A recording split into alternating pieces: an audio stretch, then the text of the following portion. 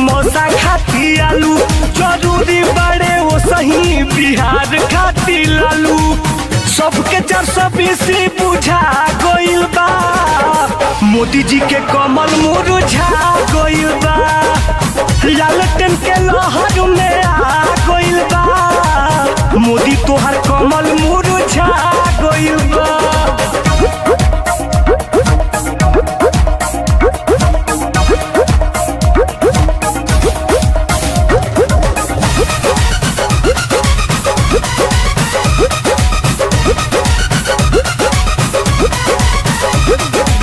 याद बाकी भूल गइल बक्सर के घाटना, ऐसन हुली जनता की छोड़ दे पटना। ललटन छाप मंटू तिवारी, अरे याद बाकी भूल गइल बक्सर के घाटना, ऐसन हुली जनता की छोड़ दे पटना। नीतीश जी तो धर्म बेचले ही ईमान, बात के तहरा ठीक न बावे जय पलटू राम। दल बदलू तो फेंकू के भेटा गइल बा, मोदी तहर कमल मुरझा गइल बा। लालटेन के लहर में आ गइल बा, मोदी तहर कमल मुरझा गइल बा। मोदी तहर कमल मुरझा गइल बा।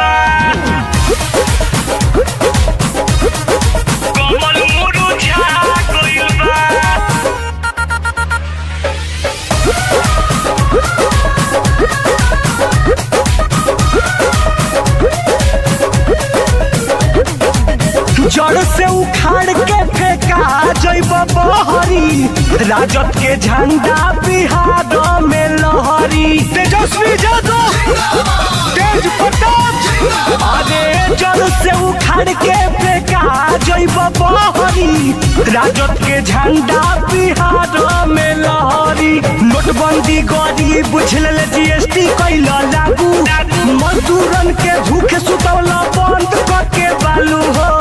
गरीब के नौकरी छीना गइल बा, तब से मोदी जी के कमल मुरझा गइल बा।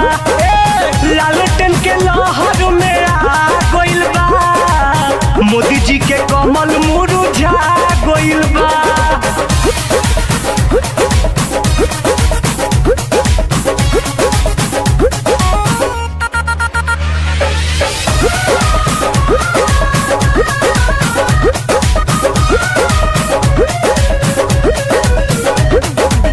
जवन नेता धर्म बात फनी है, उ कबो लालू तेजस्वी न बनी है।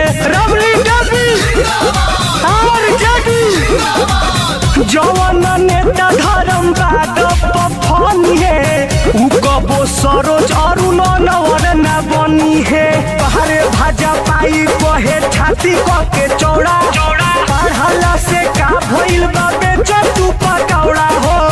हरम के दाम बढ़िया गइल बा, सुनील टुन टुन के मोती जहुआ गइल बा।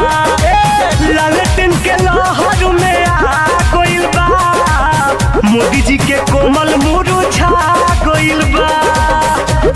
मकान खाती बालू, समोसा खाती आलू, जरूरी बड़े वो सही बिहार खाती लालू।